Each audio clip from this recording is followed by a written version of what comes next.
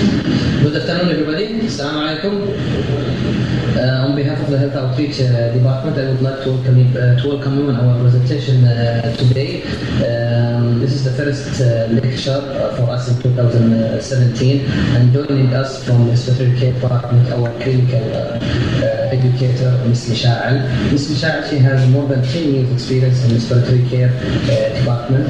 So please join me in welcoming Ms. Misha'al as she starts to present the lecture. Misha'al.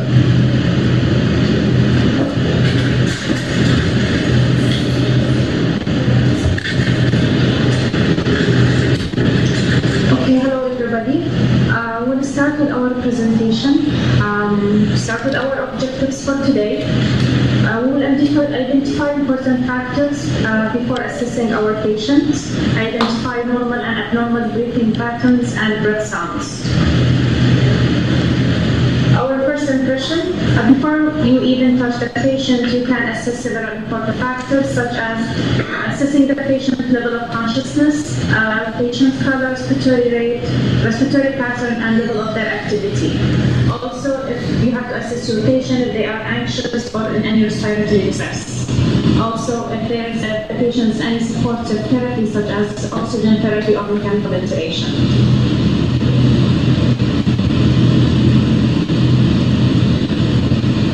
Patient encounter. Before seeing our patient, we should know their name. We have to review their chart, and if there is any equipment that we have to provide them, we have to get it ready. We have to make sure that the patient is on isolation too, so we have our PPE. We have to introduce ourselves as a respiratory therapist and state the purpose of our visits. Also, we have to make sure that we are assessing the right patient. We have to look at their armband to confirm.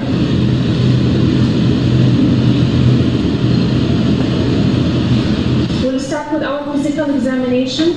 It should include pulse, heart rate, respiratory rate, blood pressure, oxygen saturation, breath sounds, level of consciousness, and skin appearance.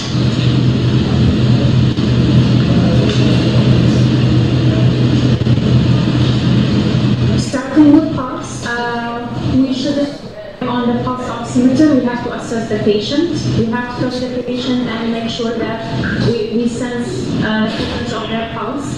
The rate normally between 60 to 100 beats per minute, and the rate usually is strong but not bounding.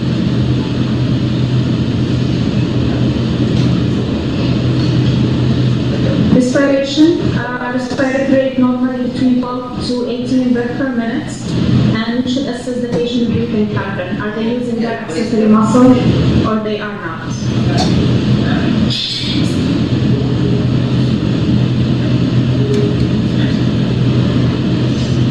Assessing the heart rate and rhythm by using the portable devices. The oxygen saturation between 95 to 100%.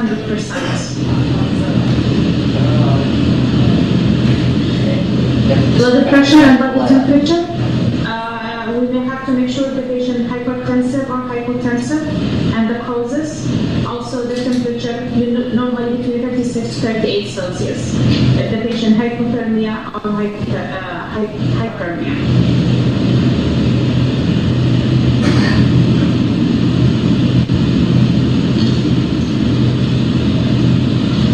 Breathing should be a quiet process, so when it's obvious or noticeable, it typically means the patient is under stress. The presence of using of their accessory muscles, belly breathing, grunting, diaphoresis, tachypnea, bradypnea, hyperventilation. We have few type of abnormal pattern like chest stop breathing and cosmosis. Assess that by placing our hands on their shoulder and upper chest.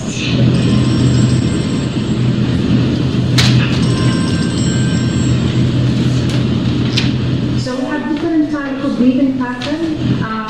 Maybe we are familiar with the cosmosis breathing, which is the patient will be tachypnic and hyperapnic. We can see that causes in renal failure, metabolic acidosis, and diabetic ketoacidosis. Chest breathing, it's a gradual increase and decrease in respiration with periods of apnea. We usually see it in patients with increased intracranial pressure or head injury. Biotech breathing, rapid deep respiration, we see it most causes spinal meningitis, or many CNS causes and head injury.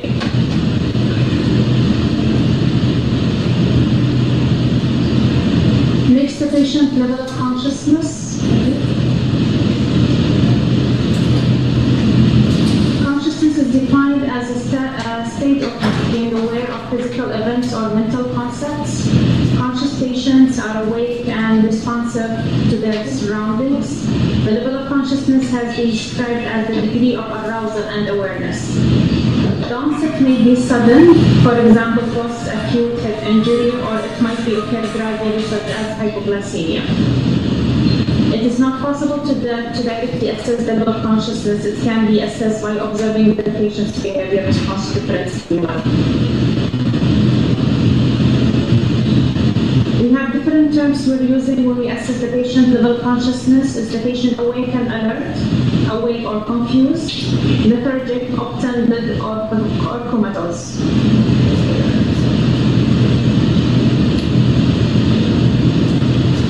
Skin appearance is very important. We have to assess the patient's skin color, if it's normal, pale, or flushed cyanotic, if the patient's warm or cold, dry, or sweaty.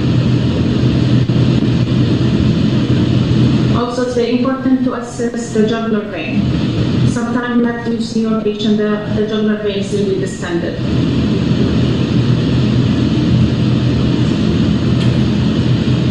Trachea. We have to assess the tracheal position. Sometimes you see some deviation in the trachea because of pneumothorax, or patient has kyphoscoliosis. Also, we have to assess the patient trachea, especially if they are having in the tracheal tube, just to make sure it's in the right position.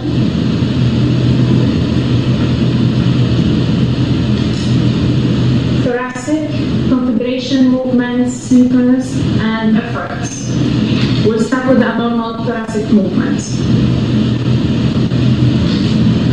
We have cases of flared chest, barrel chest, funnel chest, using accessory muscles, especially you see it in patients with stridor. Retraction, we see it in neonate and infants. Abdominal breathing or air trapping.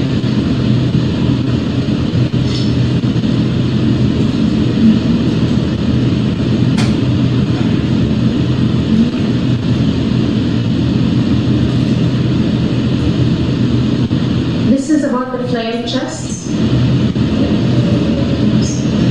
Flared chest.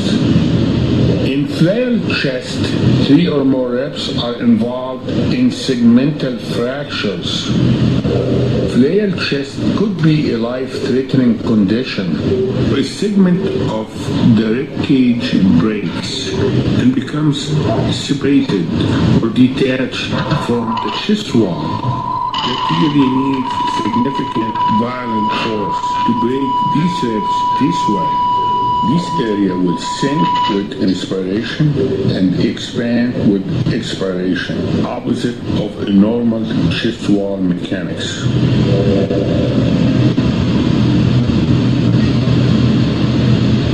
You have a segment that is separate, and that part works independently. It's like having a big nation and a small section of the nation is separated, and it works independently. If the big nation goes right, the separate piece goes left, and vice versa. So that flared chest moves in the opposite direction of the rest of the chest wall. So it goes in when the rest of the chest wall goes out. And that's why they call it paradoxical breathing.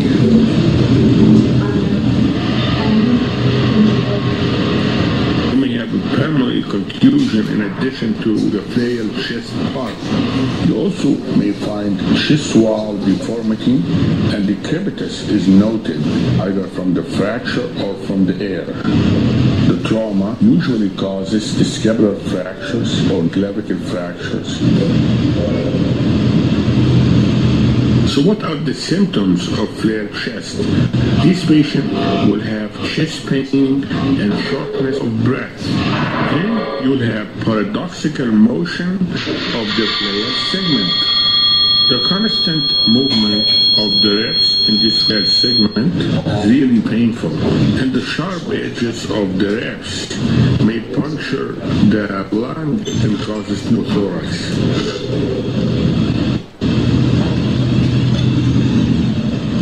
About the X-ray, it's hard to see if the fractures are not displaced. CT scan is usually better. The prognosis varies and it depends on the severity of the condition, but the death rate ranges between 10 to 25%. About 8% of patients admitted to hospital with fractured ribs will have a flared chest. So what is the treatment? Observation, if there is no respiratory compromise and no flail chest segment. Follow the advanced life trauma support principles, which is airway, breathing, circulation. You have to give the patient pain control, usually with blocks. Don't give them a lot of things that depresses breathing. Give them positive pressure ventilation. You'll have chest tube if needed. Surgery may help in reducing the duration of the ventilatory support and helping the pulmonary function. This patient with an aggressive pulmonary toilet therapy. When you do open reduction and internal fixation, when there is a severe pain and displaced ribs, when there is a flared chest segment, 3 or more consecutive ribs with segmental injury, when the rib fracture are associated with failure to wean the patient from the ventilator, or when there is an open rib fractures. Usually a plate and a screw system is used with an early range of motion of the shoulder. Thank you very much. This video is for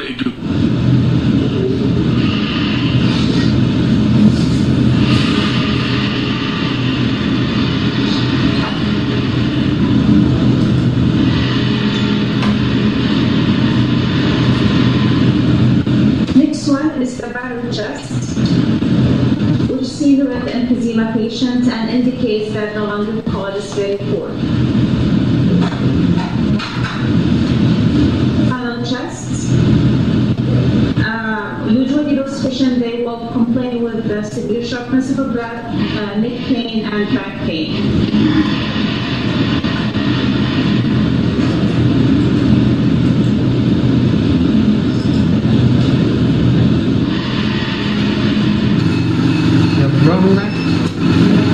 Ready first.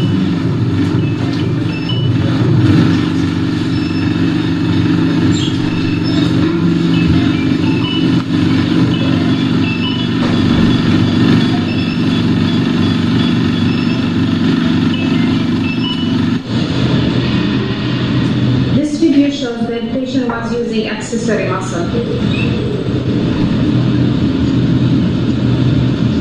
Palpation of the chest. We have vocal perimeters, thoracic expansion, and diaphragmatic exertion.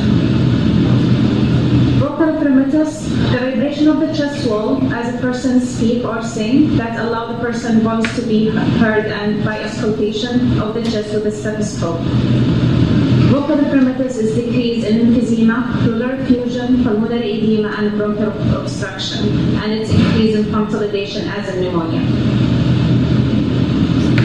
Tactile perimeters is a vibration felt on the patient's chest during low frequency vocalization. Commonly, the patient is asked to repeat phrase while the examiner feels the vibration by placing their hands over the hand or back. Phrase commonly used 99. Tactile primitus is pathological increase over area of consolidation and decrease or absence over area of pleural effusion or pneumothorax. Auscultation of lungs, we have normal breath sounds and adventitious breath sounds. The normal breath sounds vesicular, lung periphery, and bronchivesicular upper part of the sternum and between scapula, and the trachea, which is over the trachea. Abnormal breath sounds, diminished, crackles, wheezes, stridor, and friction drop. So when we auscultate the patient, we have to be methodical, maximum 6 points, upper, lower, and lateral on each lung. We have to take our time during the auscultation. We have to have 1 full respiratory cycle at least in each point, and compare with both sides, repeat if it's necessary. We have to view chest expansion while we're auscultating the patient. We have to instruct our patient to breathe slowly and deeply. We have to avoid hyperventilation and ask the patient to retire. The diminished typically associated with air trapping, COPD. Listen carefully for changes after breathing treatment. When we give the patient nebulizer treatment, we have to assess pre and post. Also, it's caused by collapsed lung. Crackles, we have 2 types, fine and coarse. Fine is respiratory as alveoli often, typically caused by fluid, pulmonary edema, and small airway. May become audible, depends on the severity. It's caused by congestive heart failure, ARDS, and pneumonia. Coarse crackles, we can call it bronchi as well, and its secretions in the large airway.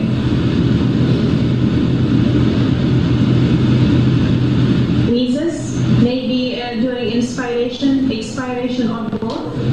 A wheeze is a continuous, coarse, whistling sound produced in a respiratory airway during breathing.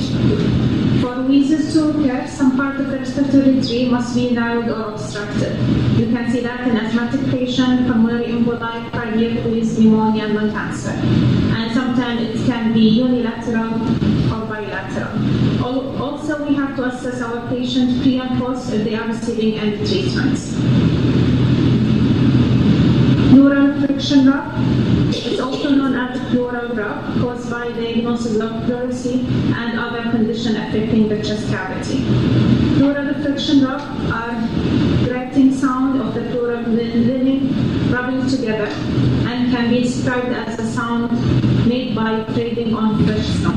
They occur where the pleural layer are inflamed and have lost their lubrication. So pleural rub are common in pneumonia, pulmonary embolism, and pleuritis.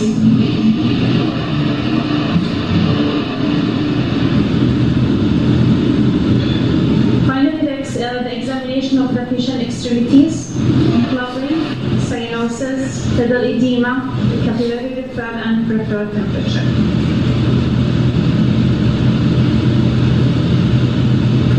Digital clubbing is not common, but it's seen in large variety of chronic conditions such as congenital heart disease, bronchiectasis, and cancer, and also interstitial lung disease. Peripheral edema can be caused by many other conditions, including congestive heart failure, trauma, alcoholism, pregnancy, altitude sickness, and hypertension. Or it can be fibro, like when the patient standing for a long period of time or sitting long period of time without moving.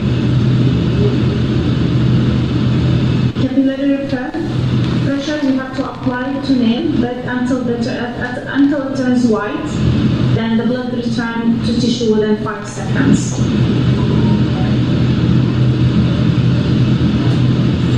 Now we'll show you just a video about the breath sounds.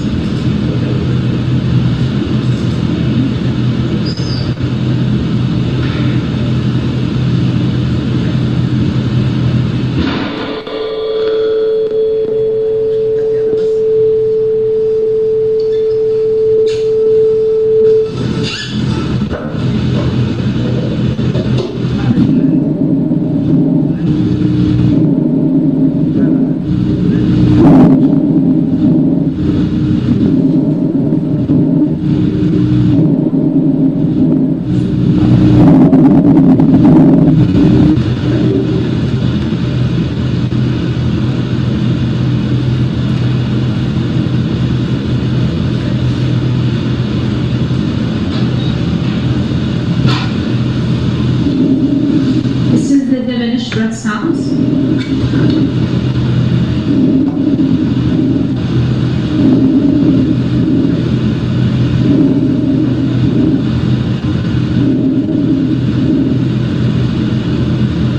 Bronchial breath sounds.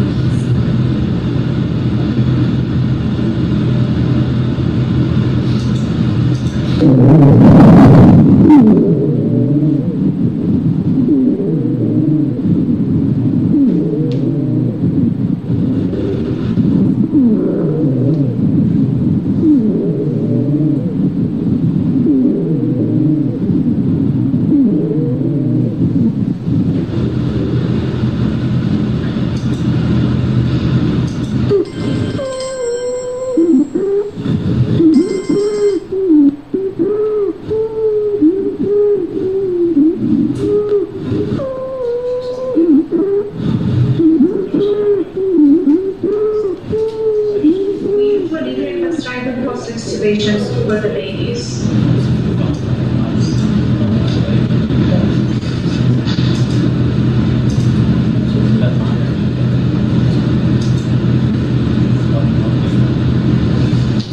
Some important notes: the patient assessment is it's a skill.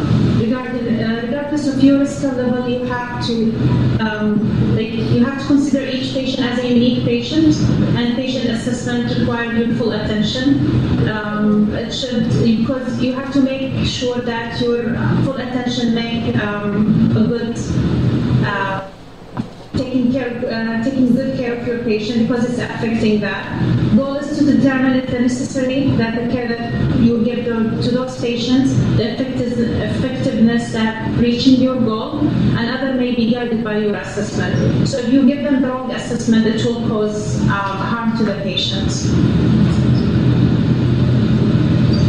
Do you have any questions?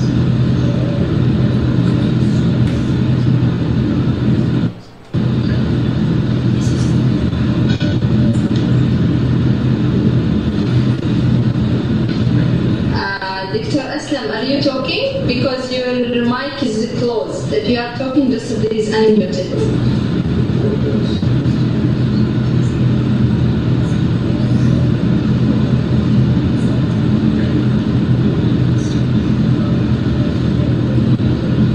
Still, I cannot hear you.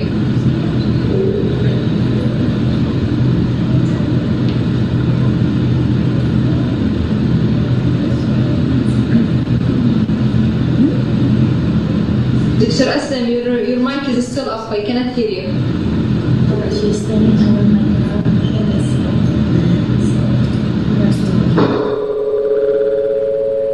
Okay, start talking, doctor. Still, doctor, I cannot hear you.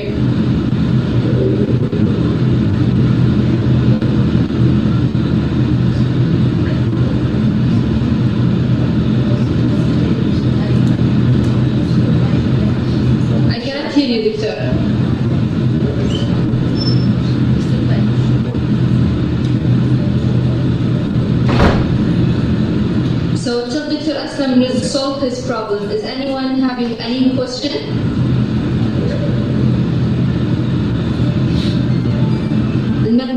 Do you have any question?